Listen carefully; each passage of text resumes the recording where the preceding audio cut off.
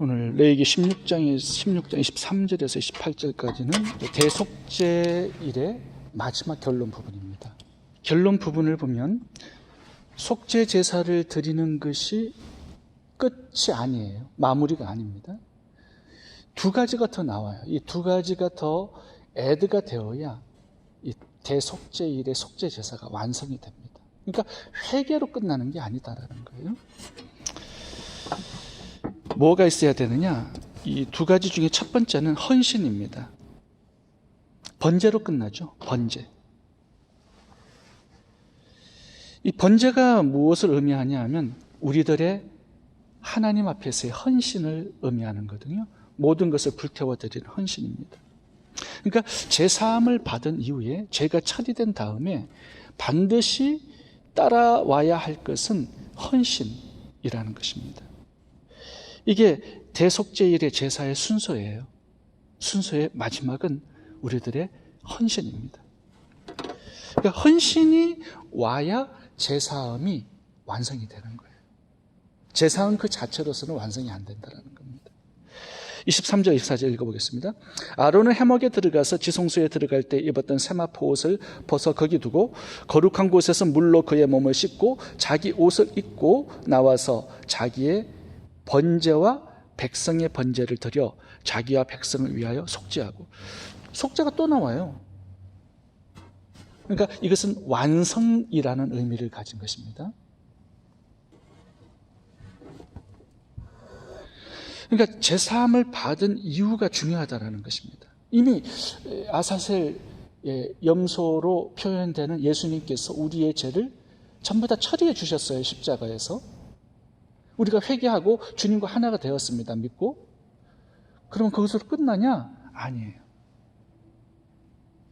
번제가 있어야 우리의 제사함의 문제가 완전히 끝날 수 있다라고 말씀을 하는 것입니다. 오늘 본문의 중요한 단어가 뭐냐면 옷을 갈아입다라는 단어가 두 번 나옵니다. 24절 보세요. 몸을 씻고 자기 옷을 입고, 아사셀 염소를 광야로 끌고 갔던 그 사람도 몸을 씻고 자기 옷을 입고 자기 진영으로 들어갑니다. 뭘 하죠? 그러면 옷을 입고, 옷을 갈아입어요. 세마포를 입고서는 제사를 드렸습니다. 근데 이제 제사장의 에봇을 입고 자기 임무로 돌아가는 거예요. 이 번제를 드리는 이 제사가 이 제사장의 임무요, 책임이요, 사명이었습니다. 그 길로 돌아가는 거예요. 우리가 제사함을 받은 이후에 우리의 삶의 자리로 돌아가서 하나님 맡기신 사명에 충성하는 겁니다. 헌신하는 거예요. 가정에서 하나님께서 맡겨주신 자녀들을 말씀으로 양육하고 예배를 드리는 거죠.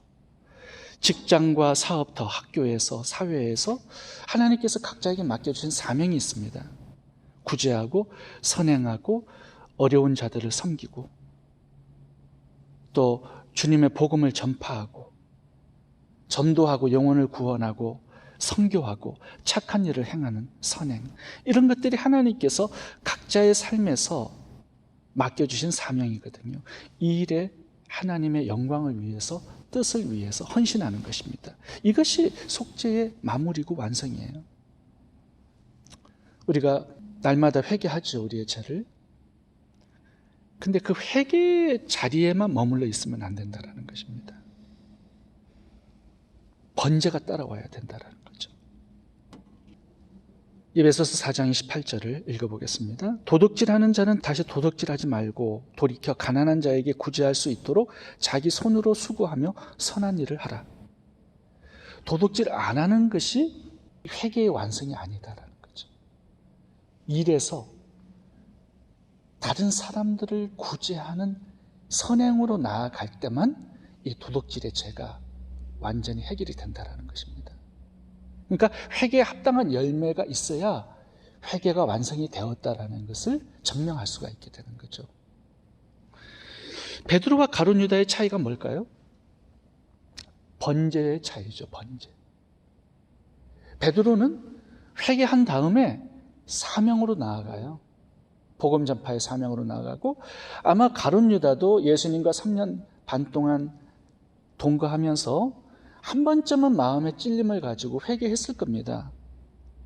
예수님께서 그냥 놔두지는 않으셨을 거예요. 그렇지만 회개했지만 번제가 없었어요. 헌신이 없었단 말이죠. 그러니까 계속 죄로 반복해서 죄의 자리로 돌아가고 해서 결국은 멸망으로 나아가게 된 것입니다. 아담을 보면 아담과 하와가 범죄했죠. 선악과 따먹고. 누구나 범죄할 수 있습니다. 그런데 회개했어요. 어떻게 증명할 수 있죠? 아담과 하와가 속죄제 다음에 번제가 있다는 걸 어떻게 증명할 수 있냐는 것입니다. 아벨이 나오죠. 피해 제사를 가르쳤어요. 이제 그의 사명은 오실 예수 그리스도를 가르쳐서 피해 제사를 드리는 예배자가 되게끔 만드는 게 아담과 하와의 사명이었어요. 그러니까 그들은 이혼하지 않고 힘을 합해서 사명의 번제의 삶으로 나아갑니다. 그래서 아벨이 나오고 셋이 나오고 에노스가 나오고 에녹이 나오고 노아가 나오고 아브라함이 나와서 오늘날까지 이렇게 된 거예요. 피해 제사를 드리는 사람들이 나오게 된 것입니다. 이 회개에 합당한 열매, 이 번제가 회개했느냐를 증명하는 것이에요. 다윗과 사울 왕의 차이도 마찬가지입니다. 번제의 차이예요. 다윗은 회개하고 다시 하나님의 사명에 헌신을 했습니다. 솔로몬이 나오죠. 근데 사울 왕은 그렇지 않아요. 회개하고 다시 그 죄를 반복해서 짓습니다. 그러니까 멸망으로 나아가게 되는 거죠. 속죄제의 완성은요, 열매는 번제에 있습니다. 옷을 갈아입고 삶의 자리로 나아가서 하나님의 뜻과 나라를 위해 살고 순종의 삶을 살아야 합니다. 구제, 선행, 전도, 양육, 선교에 힘쓸 수 있어야 합니다. 이것이 속죄의 완성입니다. 또 하나 따라와야 할 것이 있습니다. 속죄제를 드린 이후에 번제가 있어야 되고, 두 번째는 27절, 28절 보겠습니다. 27절부터 끝까지는 번제가 따라와야 한다고 말씀하시면서 그 다음에 따라와야 될 것이 있어야 한다고 말씀하시는데, 27절 읽겠습니다. 속죄제 수송아지와 속죄제 염소의 피를 성소로 들여다가 속죄하였은즉, 이게 끝난 게 아니에요. 그 다음에 뭐가 따라 나오죠? 그 가죽과 고기와 똥을 밖으로 내다가 불사를 것이요. 그러니까 회개를 했으면 이제 죄의 잔재가 남아 있어요. 이것들을 처리하는 것이 이제 우리가 남은 사명이 돼야 된다는 겁니다. 회개했어요? 그러면 그걸로 끝나나요? 죄가 없어지나요? 아니죠. 계속 죄를 반복해 짓게 되는 그 습관이 우리들에게 남아있어요. 생각에 떠오르고 마음에 품게 되고 언어로 원망불평 말하게 되고 행실로 계속 악한 죄를 지울 수밖에 없는 연약한 존재가 바로 우리들입니다. 그러니까 회개했다면 그 잔재들이 남아있게 되는 거죠.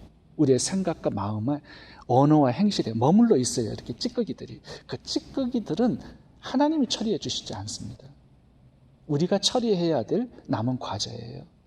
그것이 오늘 27절에 나오는 똥, 고기, 가죽입니다. 이걸 불태워 버려야 돼요. 진영 밖으로 가지고 나아가서. 29절 보면 이게 영원히 지켜야 될 규례로 나와 있습니다. 회개한 이후에 남은 잔재들, 찌꺼기들을 우리가 처리해야 되는 그 과제를 우리가 가집니다. 그리고 또 하나가 있어요. 29절 보면 스스로 괴롭게 하라는 단어가 두 번 나옵니다. 29절, 너희는 스스로 괴롭게 하고, 31절, 스스로 괴롭게 할지니 영원히 지킬 규례라. 자, 우리가 영원히 지켜야 돼요. 속죄를. 그 다음에 잔재 찌꺼기들이 남아 있습니다. 그것들을 마음 아파해야 돼요. 죄를, 남아있는 이 죄악들을 괴로워하고 슬퍼하고 애통해하고 마음 아파할 때 하나님께서 우리를 긍휼히 여겨 주세요. 아, 얘가 지금 힘들어 하는구나, 죄 때문에. 하나님께서 기뻐하지 않고 슬퍼하시는 그 죄악들을 내가 함께 슬퍼하고 아파하는 거예요. 내 죄 때문에 예수님을 죽였지 않습니까? 근데 아파하지 않아요. 그거는 좀 이상하지 않아요? 아셋을 염소 되신 주님께서 광야로 나아가서 엄청난 고통 가운데 피 흘리고 몸이 찢겨서 나 죄 때문에 죽은 거예요. 근데 하나도 슬프지 않아, 죄가. 주님을 죽인 그 죄가 하나도 아픔이 되지 않아. 그거는 좀 이상한 것입니다. 예수님을 믿는다라는 건요, 주님과 하나가 되는 거예요. 주님이 슬퍼하시는 죄를 내가 슬퍼하고 주님이 아파하는 그 죄를 내가 아파하는 것이죠. 예전에는 죄를 즐겼어요. 인조이 했다면 이제는 아파하는 거예요. 그게 이제 속죄제를 드리는 사람의 남은 과제가 되어야 합니다. 죄의 찌꺼기 잔재들을 불태우고자 하는 이 결단, 노력, 애씀이 우리들의 삶 속에 있어야 한다는 거죠. 날마다 내가 해야 될 매일매일의 삶의 과제입니다. 우리가 자꾸 죄에 돌아가서 이 죄의 찌꺼기 가운데 거하려고 하는 이 습성, 이걸 끊어버려야 된다는 거죠. 집 밖으로 가져가서 불태워서 보이지 않게 없애버려야 된다는 거죠. 이 똥 가죽 고기는요, 나에게 유익이 되지 않는 거예요. 내가 취해서는 안 되는 것들이죠. 내가 만지지 말아야 될 것, 보지 말아야 될 것, 먹지 말아야 될 것이죠. 이것을 자꾸 접근하는 그런 죄의 습성들이 우리들에게 있기 때문에 결단하고 노력하지 않으면 속죄제가 완성이 되기 어렵다라는 것입니다. 죄를 아파하고 슬퍼하고 죄의 잔재들을 끊고 절단하고 내어버리고 없애버리려고 하는 그런 노력과 결단을 가지고 하루하루를 살아가야 된다. 그것이 오늘 본문의 마지막 결론입니다. 이렇게 할 때 하나님께서 우리와 동행해 주시는 거죠. 우리의 삶 가운데 이렇게 거하셔서 또 우리의 삶을 보호하시고 인도하시고 새로운 은혜들을 공급해 주시는 거죠. 그래서 우리가 하나님의 나라와 뜻을 위해서 전적으로 헌신하는 인생을 살 수 있도록 도와주시고 축복하는 것입니다. 의의 도구, 진리의 도구, 새로운 인생이 될 수 있기를 바랍니다. 기도하겠습니다. 하나님, 번제가 있는 삶이 되게 해 주옵소서. 속죄제를 드린 후에 남겨진 똥과 고기, 가죽을 불태우는 결단이 있는 우리들의 삶이 되게 해 주옵소서. 그리하여서 회개한 그 죄악들이 내 삶 가운데 자리 잡지 못하도록 도와주옵소서. 거룩한 성화를 힘쓰는 우리들의 신앙이 되게 해 주옵소서. 예수님 이름으로 기도합니다. 아멘.